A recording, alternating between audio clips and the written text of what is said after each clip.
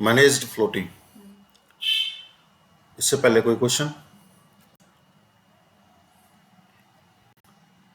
Without any formal international agreement, बिना किसी औपचारिक अंतर्राष्ट्रीय समझौते के, the world has moved on to what can be best described as a managed floating exchange rate system. संसार जो है वो एक manage floating exchange rate system पर आ गया है, बिना किसी इंटरनेशनल समझौते के, ऑटोमेटिक आ गया। It is a mixture of flexible exchanging rate system and a fixed rate system. ठीक है, यह एक मिक्सचर है। किस किस का मिक्सचर है?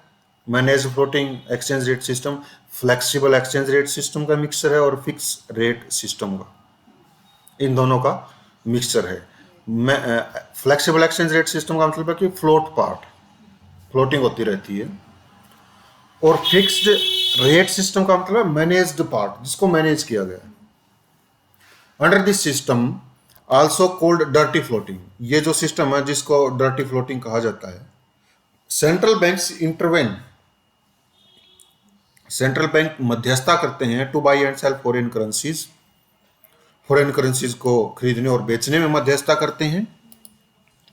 इन an attempt to moderate exchange rate movements, exchange rate movements को मॉडरेट करने के प्रयत्न में मध्यस्थता करते हैं। जो फॉरेन करेंसी है उसको बेचने में और खरीदने में भी, नहीं आप इतने बेच सकते हो, नहीं आप इतने ही खरीद सकते हो, वो मध्यस्थता करते हैं, एक लिमिट लगा देते हैं उस पर। ठीक है, मॉडरेट एक्सचेंज रेट मूवमेंट्स को व्हेन एवर, जब कभी, they feel that such actions are appropriate, जब कभी सेंट्रल बैंक ये महसूस करता है कि ऐसे कदम उठाना उपयुक्त है। Official reserve transactions are therefore not equal to zero, official जो रिजर्व ट्रांजैक्शन है इसीलिए वो जीरो के इक्वल नहीं होते। ठीक है, exchange rate management the international experience, international experience क्या रहा है एक्सचेंज रेट मैनेजमेंट में? द गोल्ड स्टैंडर्ड, क्या है gold standard? Let us see. From around 1870 to the outbreak of the first world war in 1914, लगभग 1870 से प्रथम विश्व युद्ध की शुरुआत लगभग 1914 तक, the prevailing system was the gold standard, जो प्रीवेलिंग सिस्टम था वो गोल्ड स्टैंडर्ड था, which was the epitome of the fixed exchange rate system, जो fixed exchange rate system का एक epitome था, अच्छा उदाहरण था, परफेक्ट एग्जांपल था। All currencies were defined in terms of gold, सभी करेंसीज को गोल्ड के संदर्भ में डिफाइन किया जाता था। Indeed, वास्तव में some were actually made of gold, कुछ जो थे वो वास्तव में गोल्ड की बनी हुई करेंसीज थी। Each participant country committed to guarantee the free convertibility of its currency into gold at a fixed price. प्रत्येक भागीदार देश यह वचनबद्ध था गारंटी देने के लिए कि उसकी करेंसी को वो गोल्ड में एक फिक्स प्राइस में कन्वर्ट करा सकता है, फ्री कन्वर्टेबिलिटी होगी, कितनी भी करवाओ, कोई लिमिट नहीं है, गोल्ड में कन्वर्ट करवा सकते थे। ठीक है, प्रत्येक देश पार्टिसिपेंट जो देश था वो गारंटी के लिए कमिटेड था। दिस मीन, इसका मतलब था दैट कि residents had eight there disposable, उनके डिस्पोजेबल पर जो रेजिडेंट्स निवासी जो हैं, हैड अ डोमेस्टिक करेंसी, उनके पास एक डोमेस्टिक करेंसी होती थी। इसका मतलब है कि निवासियों के पास एक डोमेस्टिक करेंसी होती थी डिस्पोजल के लिए, which was freely convertible at a fix price, जो फ्रीली फिक्स प्राइस पर कन्वर्टेबल होती थी, इनटू अनदर एसेट, किसी दूसरी एसेट्स में, गोल्ड में, एक्सेप्टेबल इन इंटरनेशनल पेमेंट्स, जो दूसरी एसेट इंटरनेशनल पेमेंट्स में एक्सेप्टेबल थी, उनको एक्सेप्ट किया जा सकता, स्वीकारा जा सकता था। This also made it possible for each currency, प्रत्येक करेंसी के लिए इसने यह संभव कर दिया था, to be convertible into all other at a fixed price, कि उस करेंसी ने यह संभव बना दिया था प्रत्येक करेंसी को लिए कि वो कन्वर्टेबल होगी। ठीक है, इनटू ऑल अदर्स, बाकी सभी दूसरी करेंसीज में कन्वर्टेबल होगी एक फिक्स्ड प्राइस पर। ठीक है, exchange rates were determined by it's worth in terms of gold, जो एक्सचेंज रेट्स था वो सोने के संदर्भ में इसके रेट को डिटरमाइन किया जाता था, एक्सचेंज रेट को सोने के संदर्भ में डिटरमाइन किया जाता था। Where the currency was made of gold, जहाँ जब करेंसी गोल्ड की बनी होती थी, इट्स एक्चुअल गोल्ड कंटेंट, इसकी जो एक्चुअल गोल्ड कंटेंट थी उसके संदर्भ में इसको मापा जाता था एक्सचेंज रेट को। फॉर एग्जाम्पल, उदाहरण के लिए, इफ 1 यूनिट ऑफ से currency A was worth 1 gram of gold, मान लो कि करेंसी ए की जो कीमत है वो 1 ग्राम गोल्ड के बराबर है, मान के चल रहे हैं, कोई भी करेंसी हो सकती है। 1 यूनिट ऑफ करेंसी बी, एक दूसरी यूनिट है currency B, was worth 2 grams of gold, वो करेंसी 2 ग्राम गोल्ड के बराबर है। ठीक है, मान के चलना है ये। Currency B would be twice worth twice as much as currency A, तो करेंसी बी जो है उसकी वैल्यू करेंसी ए से 2 गुनी होगी, क्योंकि वो 2 ग्राम सोना ले सकती है, उसकी वैल्यू इतनी है। Economic agents could directly convert 1 unit of currency, जो इकोनॉमिक एजेंट्स होते हैं वो सीधे सीधे एक करेंसी की यूनिट को कन्वर्ट करवा सकते हैं और currency B into 2 units of currency A.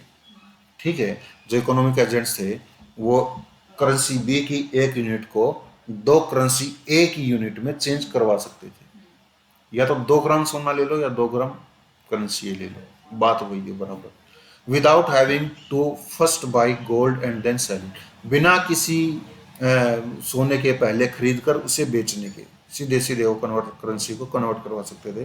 The rates would fluctuate between an upper and a lower limit, जो रेट था वो एक अपर लिमिट में और एक लोअर लिमिट में फ्लक्चुएट होता रहता था। This limits being set by the cost of melting, ये जो लिमिट थी वो सेट की गई थी किसके द्वारा? कॉस्ट ऑफ मेल्टिंग, मेल्टिंग की कॉस्ट के द्वारा, शिपिंग की कॉस्ट के द्वारा, एंड रीकॉइनिंग बिटवीन द 2 करेंसीज, और 2 करेंसीज के बीच में रीकॉइनिंग के द्वारा। ठीक है, ये फ्लोटिंग होते रहते थे जो एक्सचेंज रेट है। और 3 पे दिया गया है, क्या दिया गया? If the difference in the rates were more than those transaction cost, यदि जो डिफरेंस रेट होता था वो उस ट्रांजैक्शन कॉस्ट से ज़्यादा होता था, profits could be made through arbitrage, जो प्रॉफिट्स था वो आर्बिट्रेज के माध्यम से बनाया जा सकता था। The process of buying a currency cheap and selling it dear, arbitrage क्या होता है? आर्बिट्रेज एक प्रकार की ऐसी प्रक्रिया होती है जिसमें एक करेंसी को सस्ते में खरीदा जाता था और महंगे में बेचा जाता था। समझ गए? To maintain the official parity, each country needed an adequate stock of gold reserve. एक ऑफिशियल पैरिटी को बनाए रखने के लिए, समानता को बनाए रखने के लिए प्रत्येक देश को आवश्यकता थी कि वे सोने के एक एडिक्वेट स्टॉक को रखें, रिजर्व करके। All countries on the gold standard had stable exchange rates, जो देश सभी जो देश थे गोल्ड स्टैंडर्ड पर, उनकी स्टेबल एक्सचेंज रेट थी गोल्ड स्टैंडर्ड पर। गोल्ड के माध्यम से, गोल्ड स्टैंडर्ड का मतलब क्या है? करेंसी को गोल्ड की वैल्यू में एक्सचेंज किया जाता था। जितने रुपए में वो करेंसी गोल्ड खरीदती थी उतने रुपए में वो कितना गोल्ड खरीद सकती थी, तो वो एक्सचेंज रेट गोल्ड के स्टैंडर्ड में होती थी। द क्वेश्चन अरोज, क्वेश्चन यहाँ पर ये उठा, would not a country lose all it's stock of gold if it imported too much and had a balance of payment deficit? क्या एक देश अपने पूरे के पूरे सोने के स्टॉक को नहीं खो देगा यदि इंपोर्टेड टू मच, यदि वह काफी ज्यादा सोना इंपोर्ट करता है तो? ठीक है, and had a balance of payment deficit, और उसका बैलेंस ऑफ पेमेंट डेफिसिट होगा। द मर्केंटलिस्ट, जो मर्केंटलिस्ट एक्सप्लेनेशन है वाज दैट, यह थी कि अनलेस द स्टेट इंटरवेंट, जब तक स्टेट इंटरवेंट नहीं करेगा, राज्य मध्यस्थता नहीं करेगा, थ्रो टैरिफ्स और कोटाज और सब्सिडीज, मध्यस्थता कैसे? टैरिफ लगा करके, कोटे के माध्यम से, सब्सिडी के माध्यम से, उन एक्सपोर्ट्स पर a country would lose its gold, एक देश अपने गोल्ड को लूज कर देगा, गोल्ड रिजर्व को खत्म कर देगा। And that was considered one of the worst tragedies, और वो सबसे ज्यादा भयंकर हादसा समझा जाएगा। ठीक है, मतलब किसी देश की करेंसी की वैल्यू सोने के उसमें एक्सचेंज रेट में डिटरमाइन हो रही थी। अगर मान लो मेरी करेंसी की वैल्यू 2 ग्राम सोने के बराबर है, तो मैं तो सोना ही ना सारा इंपोर्ट कर लूंगा, क्योंकि मेरी करेंसी की वैल्यू ज्यादा है। और अगर मैं सोना ही सारा इंपोर्ट कर लूंगा तो दूसरे देश हैं, वो क्या, उनकी करेंसी की वैल्यू क्या होगी? वो तो सोना ही नहीं खरीद पाएगी, क्योंकि सोना है ही नहीं, एक्सचेंज रेट फेल हो जाएगा फिर उस करेंसी का। तो ठीक है, तो अब इसने क्या बता रखा है कि एक देश को इंटरवेन करना होगा। क्या?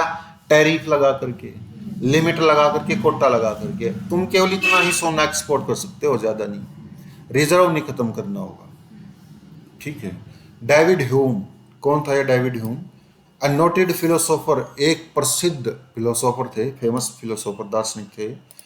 राइटिंग इन 1752, उन्होंने 1752 में लिखा, रिफ्यूटेड दिस व्यू, ठीक है, उसने इस व्यू को रिफ्यूट कर दिया, ठीक है, अस्वीकार कर दिया। एंड पॉइंटेड आउट, इशारा किया दैट कि if the stock of gold went down, यदि सोने का जो स्टॉक है वो खत्म हो जाएगा, all prices and cost would fall commensurately and no one in the country would be worse off, ठीक है। यदि सोने का जो स्टॉक है वो सारा खत्म हो जाएगा, तो जितना भी प्राइसेस है एंड कॉस्ट है, ठीक है, जो कीमत और जो मूल्य हैं, वुड फॉल commensurately, वो काफी ज्यादा गिर जाएंगे। And no one in the country would be worse off, और कोई भी संसार में सबसे वर्स ऑफ नहीं होगा, ठीक है। आल्सो, इसके related, with cheaper goods at home, सस्ती वस्तुएं जो हमारे होम में है, होम कंट्री में, हमारे देश में है, imports would fall, import fall हो जाएगा, and exports rise, export rise हो जाएगा। It is the real exchange rate which will determine competitiveness, यही वास्तविक एक्सचेंज रेट है जो प्रतिस्पर्धा को निर्धारित करती है। हमारे देश में वस्तुएं बहुत सस्ती हैं, हमारे देश में वस्तुएं सस्ती हैं, तो देश की वस्तुएं लेकर के हम क्या करेंगे जो महंगी हैं, क्योंकि लाने में भी तो खर्चा लगेगा, टैरिफ वगैरह लगेगा, तो क्या हो जाएगा, एक्सपोर्ट की डिमांड कम हो जाएगी। और हमारे देश में इतनी सस्ती वस्तुएं बेच रही हैं, तो हम व्यापार नहीं करेंगे, एक्सपोर्ट कर देंगे, लो भाई हमारे देश में वस्तुएं सस्ती हैं, तो क्या होगा, एक्सपोर्ट बढ़ जाएगा, इंपोर्ट कम हो जाएगा। The country from which we were importing and making payments, वो देश जिससे हम आयात कर रहे हैं और उसको पेमेंट दे रहे हैं इन गोल्ड, गोल्ड में, would face an increase in prices and cost, ठीक है, तो वो देश क्या फेस करेगा, प्राइसेस में और कॉस्ट में इंक्रीज को फेस करेगा। So their now expensive exports, उनका जो अब कीमती एक्सपोर्ट्स है, वुड फॉल, वो कम हो जाएगा, and their imports of the first countries now cheap goods would go up, और अब उनका जो इंपोर्ट है पहले देश की अब सस्ती वस्तुओं का, वो इंपोर्ट क्या होगा, बढ़ जाएगा, ठीक है, क्योंकि उसमें क्या होगा, सोने में पे कर रहे हैं, और सोना क्या हो जाएगा, महंगा होता चला जा रहा है, ठीक है, तो वस्तुएं महंगी, प्राइसेस गो अप हो जाएंगे, ठीक है, प्राइसेस गो अप हो जाएंगे तो उसका एक्सपोर्ट बढ़ जाएगा, उसका इंपोर्ट शुरू हो जाएगा। The result of this price स्पीसी flow, ठीक है, ये जो प्राइस स्पीसी फ्लो का जो रिजल्ट है, परिणाम जो है, precious metals were refer to as specie in the 18th century, ठीक है, 18वीं शताब्दी में जो प्रीशियस मेटल्स थे उनको स्पेसी कह करके बोला जाता था, समझ गए, ठीक है। ये जो प्राइस स्पेसी फ्लो है, प्राइस स्पेसी फ्लो का मतलब मूल्य का और कीमती धातुओं का मैकेनिज्म से, इसका जो मैकेनिज्म से, ये जो तंत्र है, is normally to improve the balance of payment of the country losing gold, यह केवल साधारणतया उस देश के बैलेंस ऑफ पेमेंट को सुधार करने के लिए है जो अपने सोने को खो रहा है, व्यापार के माध्यम से, सोने के माध्यम से पेमेंट करके। And version that of the country with the favourable trade balance, और वर्जन, और उस कंट्री के लिए यह बहुत बुरा होगा, किसके लिए बुरा होगा, उस कंट्री के लिए जो कंट्री फेवरेबल ट्रेड बैलेंस में है। Until equilibrium in international trade, जब तक इंटरनेशनल ट्रेड में इक्विलिब्रियम नहीं हो जाता, संतुलन नहीं हो जाता, इज री एस्टेब्लिश्ड एट रिलेटिव प्राइसेस, जब तक संतुलन को फिर से रिलेटिव प्राइसेस में री एस्टेब्लिश्ड नहीं किया जाता इंटरनेशनल ट्रेड में, that keep imports and exports in balance, जो इंपोर्ट्स और एक्सपोर्ट्स को बैलेंस में रखता है, with no further net gold flow, बिना किसी आगे नेट गोल्ड फ्लो को गोल्ड फ्लो को फ्लो नहीं देना, मतलब इसमें यह है कि गोल्ड नहीं पे कर रहे हैं वो एक्सपोर्ट एंड इंपोर्ट में, ठीक है, इक्विलिब्रियम पे आ जाएंगे वो। The equilibrium is stable and self correcting, जो इक्विलिब्रियम है वो स्टेबल होता है, सेल्फ करेक्टिंग होता है। Requiring no tariff and state action, जिसको किसी टैरिफ की और स्टेट एक्शन की जरूरत नहीं होती।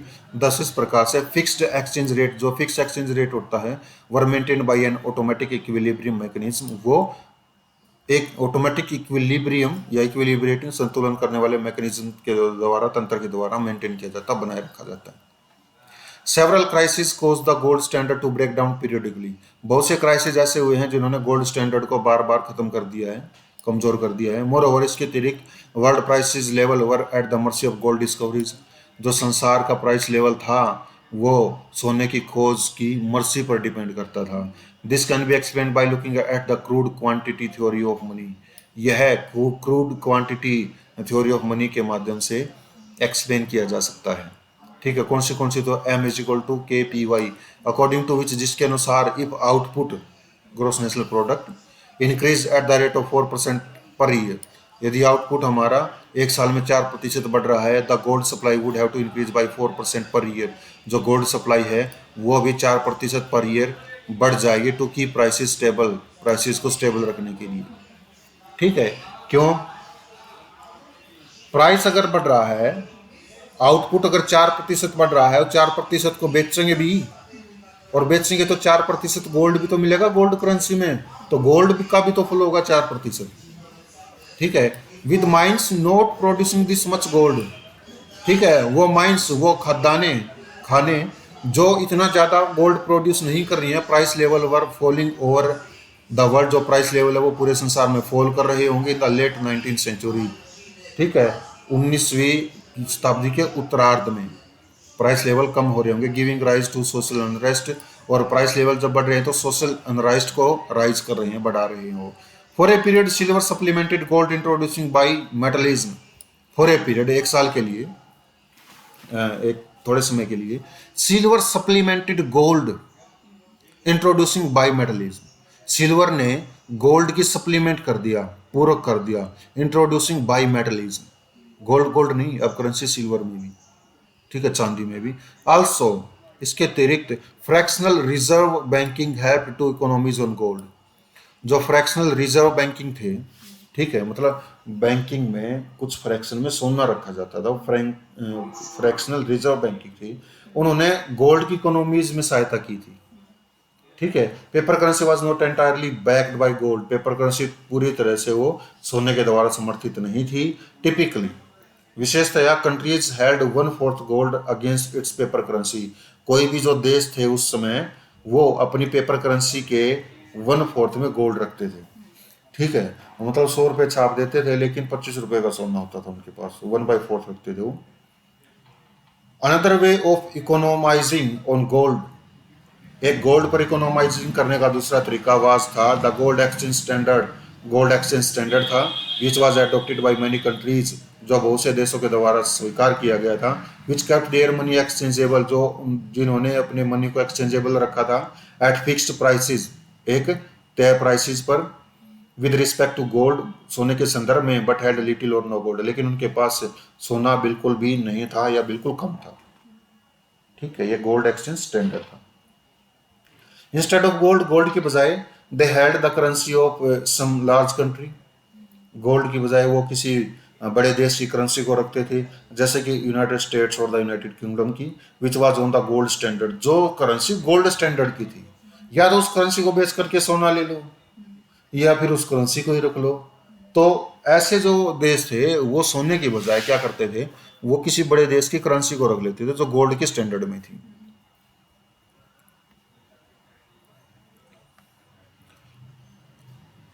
All these and the discovery of gold in Klondike and South Africa helped keep deflation at bay till 1929। ठीक है, इन सब बातों ने, और जो क्लोंडाइक में सोने की खोज हुई और साउथ अफ्रीका में जो सोने की खोज हुई थी, उस सोने की खोज ने helped keep deflation at bay till 1929। उन्होंने 1929 तक जो डिफ्लेशन है उसको थोड़ा दूर रखा था, एट बे रखा था। इन्फ्लेशन, डिफ्लेशन नहीं आने दी थी। इन्फ्लेशन होता है प्राइस इंक्रीज, डिफ्लेशन होता है प्राइस डिक्रीज। ठीक है, प्राइसेस को डिक्रीज नहीं होने दिया था। Some economic historians attribute the great depression to the shortage of liquidity. कुछ अर्थशास्त्री इतिहासकार जो हैं वो ग्रेट डिप्रेशन को इस लिक्विडिटी की शॉर्टेज का कारण मानते हैं। ग्रेट डिप्रेशन क्यों हुआ? क्योंकि लिक्विडिटी की शॉर्टेज होगी। ठीक है, पैसे नहीं बचे लोगों पे, सोने की मात्रा ज़्यादा होगी, ठीक है, लिक्विड नहीं करवा सके उसको। ड्यूरिंग 1914 टू 45, 1914 से 1945 तक there was no maintained universal system, कोई भी यूनिवर्सल सिस्टम को मेंटेन नहीं किया गया था। बट लेकिन this period saw both a brief return to the gold standard, इस पीरियड ने दो चीजों को देखा, दोनों को देखा, किस किस को? Brief return to gold standard, कि वापस लोग गोल्ड स्टैंडर्ड पर आ गए, वो वापस आ गए थे देश गोल्ड स्टैंडर्ड पर, करेंसी को गोल्ड के स्टैंडर्ड में एक्सचेंज करने लगे थे। And a period of flexible exchange rate, और एक पीरियड भी देखा था जो फ्लेक्सिबल एक्सचेंज रेट का था। ठीक है, ब्रेटन वुड्स सिस्टम क्या है, हम इसको देखते हैं। क्वेश्चन पूछा था कि ब्रेटन वुड्स सिस्टम क्या होता है, अब आ गया ब्रेटन वुड्स सिस्टम क्या। The Bretton Woods conference, Bretton Woods की कॉन्फ्रेंस हेल्ड इन 1944, 1944 में वो हेल्ड की गई थी। ठीक है, सेटअप ए इंटरनेशनल मॉनेटरी फंड, और उसने एक इंटरनेशनल मॉनेटरी फंड को सेटअप कर दिया था। एंड द वर्ल्ड बैंक को भी स्टैब्लिश कर दिया था। And re establish system of fixed exchange rate, और उन्होंने फिक्स्ड एक्सचेंज रेट के सिस्टम को फिर से स्थापित कर दिया था। ये ब्रेटन वुड्स की कमेटी थी। 1944 में सेकेंड वर्ल्ड वॉर खत्म हुआ, उसके तुरंत बाद। This was different from the international gold standard, यह इंटरनेशनल गोल्ड स्टैंडर्ड से डिफरेंट था। In the choice of assets, अपनी संपत्ति की चॉइस में डिफरेंट था। इन विच नेशनल करेंसी, जिसमें जो राष्ट्रीय करेंसीज होती थी वुड बी कन्वर्टेबल, कन्वर्ट की जाती थी। जरूरी नहीं है कि आप सोने के ही बेस पर उस करेंसी को कन्वर्ट करवाओ, दूसरे बेस पर भी करेंसी कन्वर्ट हो सकती थी। उन्होंने एक फिक्स्ड एक्सचेंज रेट सिस्टम को स्थापित कर दिया था। A two-tier system of convertibility was established at the center of which was the dollar. ठीक है, two tier system of convertibility, मतलब कन्वर्टेबिलिटी का, परिवर्तनीयता का एक दोहरे स्तर का सिस्टम स्थापित किया गया था, जिसके केंद्र में डॉलर था। मतलब डॉलर के संदर्भ में भी आप अपनी करेंसी को एक्सचेंज करवा सकते हो। रुपए में कितने डॉलर आएंगे, पाउंड स्टर्लिंग में कितने डॉलर आएंगे, नॉट ओनली गोल्ड कि रुपए में कितना गोल्ड आएगा, पाउंड स्टर्लिंग में कितना गोल्ड आएगा, येन के बदले कितना गोल्ड आएगा। अब आप डॉलर भी रख सकते हो, गोल्ड तो था ही, डॉलर भी रख दिया। टू टीयर सिस्टम हो गया कन्वर्टेबिलिटी में। The US monetary authorities guaranteed the convertibility of the dollar into gold eight the fixed price of $35 पर ऑन्स ऑफ गोल्ड। जो यूएस मॉनेटरी अथॉरिटी थी उसने यह गारंटी दी कि डॉलर को आप गोल्ड में कन्वर्ट करवा सकते हो फिक्स्ड प्राइस पर, कि $35 का एक ओंस गोल्ड आएगा, कि अगर आपके पास $35 हैं तो एक ओंस गोल्ड आप ले सकते हो, ये बताया। The second tier of the system was the commitment of monetary authority. जो सेकेंड टीयर सिस्टम जो था वो मॉनेटरी अथॉरिटी की कमिटमेंट का सिस्टम था ऑफ इच आईएमएफ मेंबर, जिसमें प्रत्येक आईएमएफ का जो मेंबर कंट्री होता था वो पार्टिसिपेटिंग, जो उसमें भाग ले रहा था आईएमएफ में, in the system to convert their currency into dollars at a fix price, कि वो अपनी करेंसी को एक फिक्स प्राइस पर डॉलर में कन्वर्ट करवा सकता था, कोटा होता था ये उनका। The latter was called the official exchange rate. ये जो बाद वाला सिस्टम था कि पार्टिसिपेटिंग कंट्री आईएमएफ का वो अपनी करेंसी को डॉलर में फिक्स्ड प्राइस पर कन्वर्ट करवा सकता था, इसको ऑफिशियल एक्सचेंज रेट कहा गया। क्या कहा गया? ऑफिशियल एक्सचेंज रेट कहा गया। फॉर इंस्टेंस, उदाहरण के लिए, इफ फ्रांस, यदि फ्रांस, इफ फ्रेंच फ्रैंक्स, फ्रांसीसी जो मुद्रा ना फ्रैंक्स, वो कुड बी एक्सचेंज, उसको बदलवा जाना हो फॉर डॉलर्स पे एट रफली 5 फ्रैंक्स पर डॉलर, मतलब रफली 5 फ्रैंक्स का $1 आए, अगर उसको कन्वर्ट करवा जाए, the dollar could then be exchange for gold at $35 per ओंस। जो डॉलर था वो उस हिसाब से $35 पर ओंस में एक्सचेंज किया जा सकता था। Which fix the value of the franc at 175 francs, जिसने फ्रैंक की वैल्यू को 175 फ्रैंक्स पर ओंस ऑफ गोल्ड रख दिया था। मतलब या तो 175 का एक ओंस गोल्ड ले लो, या 175 की $35 ले लो, $35 का एक ओंस गोल्ड ले लो। ठीक है, 5 फ्रैंक्स पर डॉलर टाइम्स $35 पर ओंस, मतलब ये बता रखा है कि 5 मल्टीप्लाई 35, 175।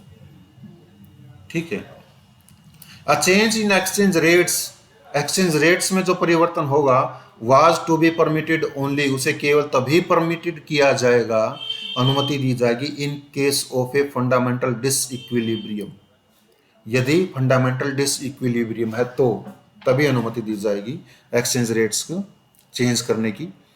इन ए नेशंस बीओपी, यदि किसी एक राष्ट्र की बैलेंस ऑफ पेमेंट्स में इक्विलिब्रियम दिखाई दे रहा है तो एक्सचेंज रेट को चेंज किया जा सकता है।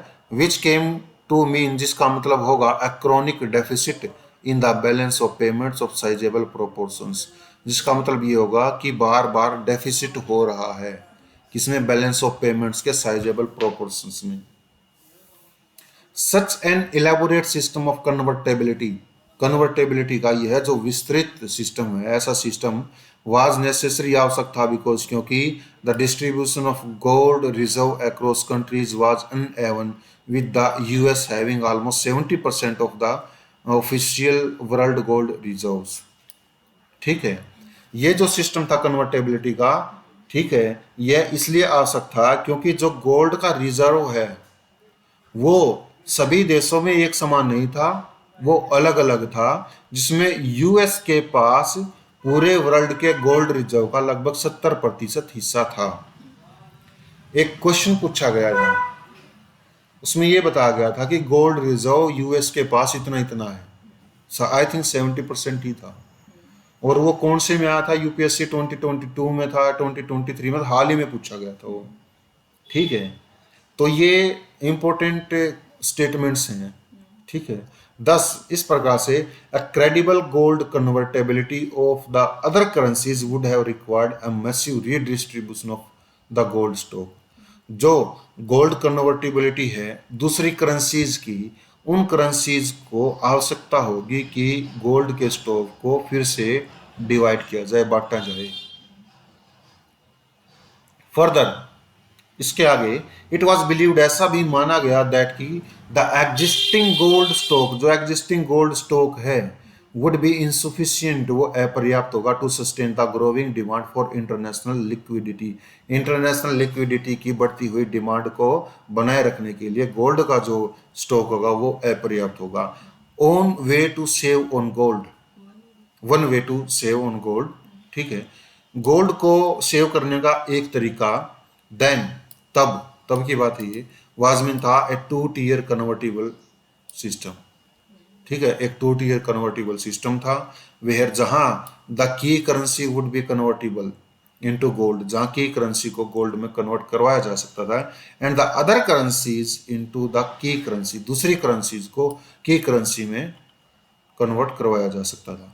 In the post world war second scenario, ठीक है, वर्ल्ड वॉर सेकेंड के सिनारियो के बाद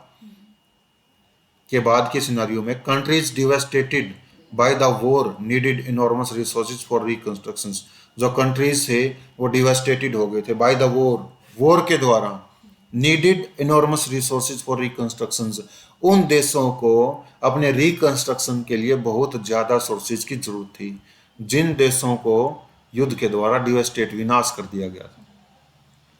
इंपोर्ट्स वेंट अप, इनके इंपोर्ट्स बढ़ गए, and their deficits were financed by driving down their reserve, और उनका जो डेफिसिट्स था उसको फाइनेंस किया गया, किसके द्वारा, उनके रिजर्व को ड्राइविंग डाउन करके, कम करके। एट दैट टाइम, उस समय US dollar was the main component in the currency reserves of the rest of the world. उस समय जो यूएस का डॉलर था वो पूरे संसार में मुख्य करेंसी रिजर्व था, डॉलर ही चल रहा था उस टाइम पे, और आज भी चल ही रहा है। एंड दोज रिजर्व, और वो जो रिजर्व थे, हैड बीन एक्सपेंडिंग, वो एक्सपेंड हो रहे थे, गोल्ड उसके डॉलर के रिजर्व बढ़ रहे थे, as a consequence of the US running a continued balance of payment deficit. इस प्रकार से जो यूएस था वो लगातार बैलेंस ऑफ पेमेंट्स के डेफिसिट में चला गया। Other countries were willing to hold those dollars as reserve assets because they were committed to maintain convertibility between their currency and the dollar. ठीक है, जो यूएस था वो बैलेंस ऑफ पेमेंट्स में जाता रहा था, और दूसरे जो कंट्रीज थे वो ये इच्छा कर रहे थे कि वो उन डॉलर्स को अपने पास रखेंगे एक रिजर्व के रूप में, रिजर्व एसेट्स के रूप में, क्योंकि उन्होंने वचन दिया हुआ था कि वो कन्वर्टेबिलिटी को बना करके रखेंगे उनकी करेंसी में और डॉलर में। उन्होंने इसलिए डॉलर को अपने पास रखा था। ठीक है।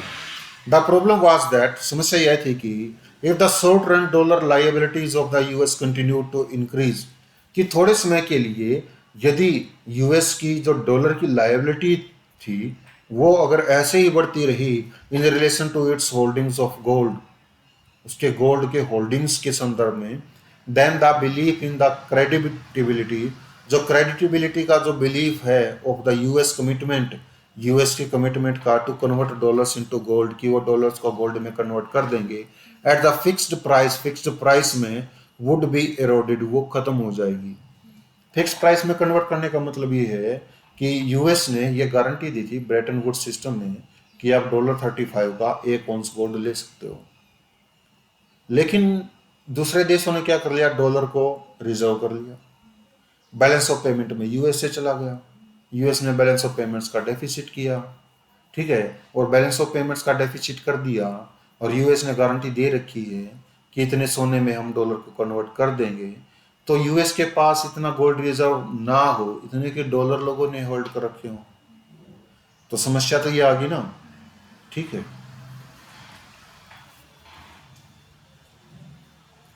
The problem was that if the short-run dollar liabilities of the US continue to increase in relation to its gold holding, then the belief in the credibility of the US commitment to convert dollars into gold at fixed prices would be eroded. The central banks, जो central banks हैं, would thus have an overwhelming incentive to convert the existing dollar holdings into gold. जो केंद्रीय bank हैं उनकी एक प्रचंड या प्रबल इंसेंटिव होगी, प्रेरणा होगी कि वो उनके पास जो एग्जिस्टिंग डॉलर होल्डिंग्स हैं उनको सोने में कन्वर्ट करवा लें, and that would in turn force the US to give up its commitment. अगर वो उस डॉलर को सोने में कमिटमेंट करवा लेंगे, यूएस के सेंट्रल बैंक उनके पास जो डॉलर्स हैं वो सोने में कन्वर्ट करवा लेंगे, तो यूएस का सोना यूएस के बैंक में चला जाएगा, अब सोने की डिमांड ज़्यादा हो जाएगी, ठीक है। तो उस केस में जो यूएस है वो मजबूर हो जाएगा इसकी कमिटमेंट को छोड़ने के लिए, कमिटमेंट को त्यागने के लिए।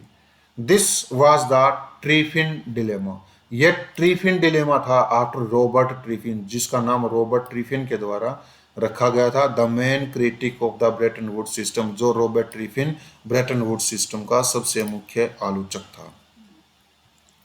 ट्रीफिन ने सुझाव दिया दैट कि the IMF should be turned into A deposit bank, जो आईएमएफ है उसे एक डिपॉजिट बैंक के रूप में बदल देना चाहिए for central banks, central bank के डिपॉजिट्स के उसमें रख देना चाहिए, बदल देना चाहिए, and a new reserve assets, और एक नई रिजर्व एसेट्स बी क्रिएटेड, उसको पैदा किया जाए under the control of the IMF, वो आईएमएफ के कंट्रोल के अंतर्गत एक नई एसेट्स को, रिजर्व एसेट्स को क्रिएट किया जाए, पैदा किया जाए। इन 1967 में gold was displaced by creating the special drawing rights, जो गोल्ड था उसको स्पेशल ड्राइविंग राइट्स में बदल दिया गया, ठीक है। स्पेशल ड्राइविंग राइट्स कौन सा, मेंस के नोट्स में पढ़ोगे कि स्पेशल ड्राइविंग राइट्स क्या है।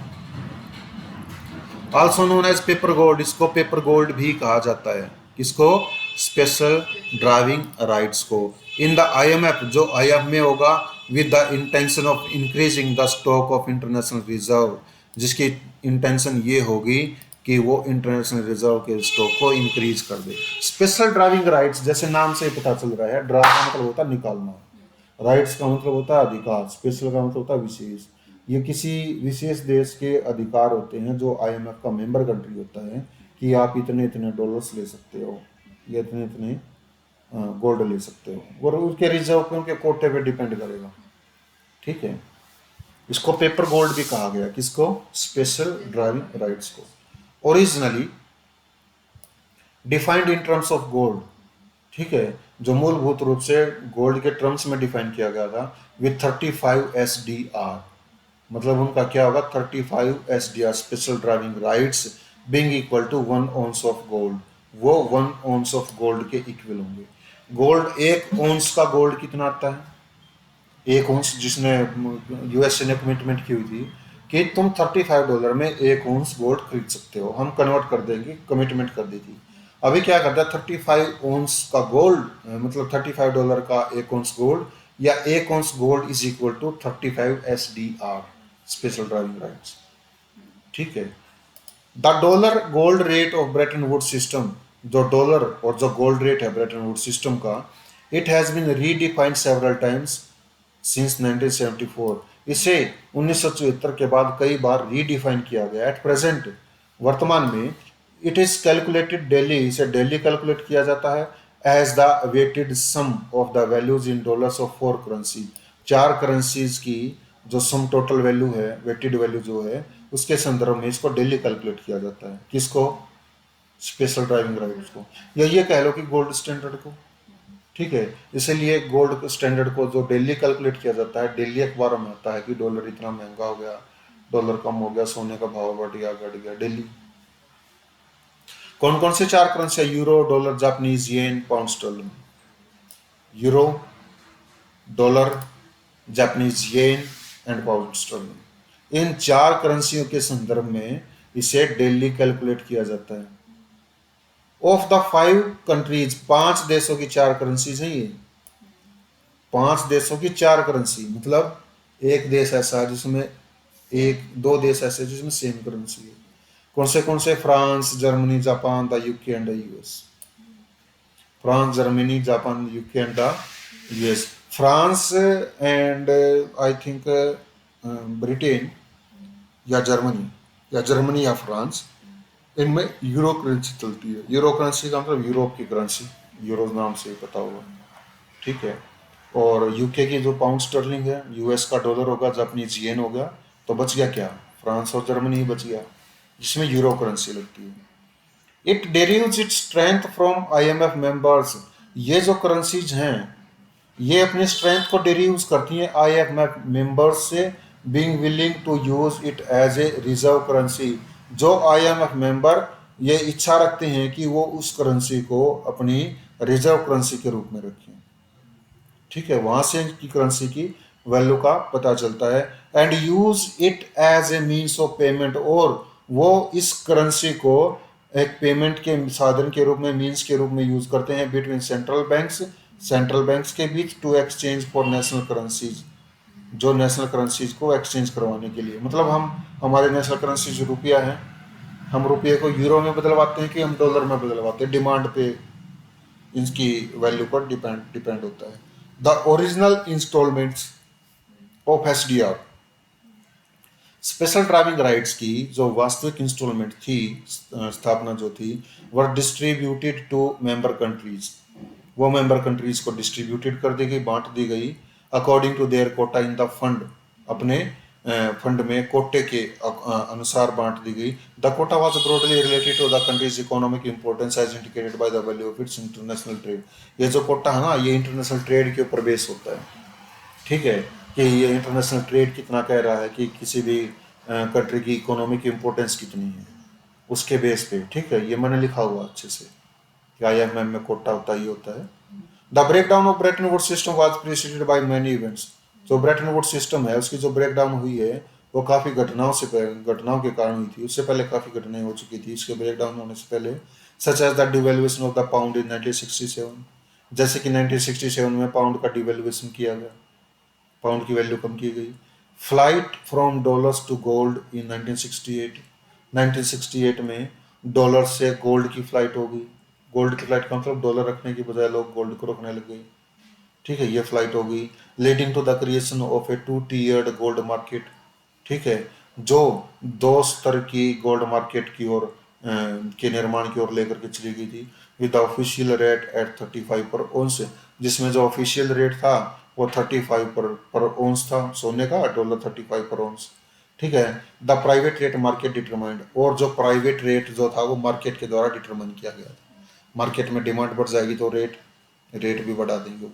ठीक है, ऐसे बता रखा हूँ। और ऑफिशियल क्या है? ऑफिशियल 35 डॉलर है। एंड फाइनली इन अगस्त 1971, और अगस्त 1971 में आखिर में, the British demand that US guarantee the gold value of it's dollar holdings. ठीक है, ब्रिटिश ने ये डिमांड किया कि यूएस जो है वो guarantee they the gold value की ऑफ इट्स डॉलर होल्डिंग्स की, उसकी डॉलर होल्डिंग्स की। डॉलर होल्डिंग्स की गोल्ड वैल्यू का मतलब क्या? बहुत सारे डॉलर होल्ड कर लिए, और अब उसने ये कहा कि मैंने इतने सारे डॉलर होल्ड कर रखे हैं, मेरे को सोना चाहिए, सोने की गारंटी दो। अगस्त 1971 में हुआ। ठीक है। This led to US decision to give up the link between the dollar and gold. यह यूएस डिसीजन यह इस ओर ले गई कि यूएस को अपने डिसीजन को त्यागना पड़ा था। कौन से डिसीजन को त्यागना पड़ा था? कि उसने डॉलर और गोल्ड का जो लिंक है उसको त्याग दिया। अब कोई सिस्टम नहीं है कि आप $35 लेकर के आओगे तो हम 1 औंस गोल्ड दे देंगे। नो, ये छोड़ दिया था उन्होंने। ठीक है। The Smithsonian agreement in 1971। 1971 में स्मिथसोनियन एग्रीमेंट हुआ which widened the permissible band of movements of exchange rates to 2.5% above or below the new central rates with the hope of reducing pressure on deficit countries। ठीक है। ये जो Smithsonian agreement हुआ था 1971 में, इसने permissible band को और ज्यादा विस्तृत कर दिया था, जिसमें एक्सचेंज रेट की मूवमेंट्स को 2.5% से अबोव या नीचे रखा जाता था द न्यू सेंट्रल रेट्स के। न्यू सेंट्रल रेट्स के 2.5% अबोव या उन 2.5% अबोव से नीचे रखा जाता था, ये उम्मीद करते हुए कि वो डेफिसिट कंट्री पे प्रेशर को कम कर देगा। लास्टेड ओनली 4 मंथ्स, और ये जो एग्रीमेंट था ये केवल 14 महीने के लिए चला। ठीक है। एग्जाम में स्टेटमेंट्स आ सकती है कि स्मिथसोनियन एग्रीमेंट 1971 में वो केवल 1.5 साल तक चला। 1.5 साल में 18 महीने हुए नहीं। वो हो सकता है ऐसे आ जाए घुमा फिरा करके, वो 1 साल से थोड़े समय के लिए ज्यादा चला था, बिल्कुल ठीक है। 14 महीनों के लिए चला था, 15 महीनों के लिए चला था, कोई भी आ सकती है statement. The developed market economies, जो मार्केट इकोनॉमिक्स विकसित हुई थी, led by the United kingdom, जो किंगडम यूनाइटेड किंगडम के द्वारा नेतृत्व किया गया था मार्केट इकोनॉमीज का, and soon followed by Switzerland, और जल्द ही उनको स्विट्जरलैंड के द्वारा फॉलो किया गया, एंड देन जापान, तब जापान के द्वारा भी उसको फॉलो किया। Began to adopt floating exchange rates in the early 1970s, उन्होंने फ्लोटिंग एक्सचेंज रेट्स को अपनाना शुरू कर दिया था 1970 के प्रारंभिक दशक में। ठीक है। इन 1976 1976 में revision of IMF articles, IMF articles का जो रिवीजन आया, allowed countries to choose whether to float their currencies और टू पैक देम। उन्होंने यह परमिशन दे दी थी कि वो अपने देशों की करेंसी को या तो फ्लोट होने दें या पैक दें, ये उनके ऊपर छोड़ दिया, फिक्स कर लें। टू ए सिंगल करेंसी, किसी एक सिंगल करेंसी से, बास्केट ऑफ करेंसीज या करेंसीज के एक बास्केट्स पर, और टू द एसडीआर या स्पेशल ड्राइविंग राइट्स पर, किसी भी हिसाब से आप अपनी करेंसी को एक्सचेंज करवा सकते हो, फ्लोटिंग चुन सकते हो, पैक कर सकते हो उसको। देर आर नो रूल्स, कोई रूल्स नहीं थे। गवर्निंग पैक्ड रेट्स, जो पैक्ड रेट्स पर गवर्न कर रहे थे, and no de facto supervision of floating exchange rates, और फ्लोटिंग एक्सचेंज रेट्स का कोई वास्तविक निरीक्षण नहीं होता था। ठीक है। ये बताया गया था। The current scenario, current scenario क्या है? It will be discuss tomorrow. कोई क्वेश्चन है?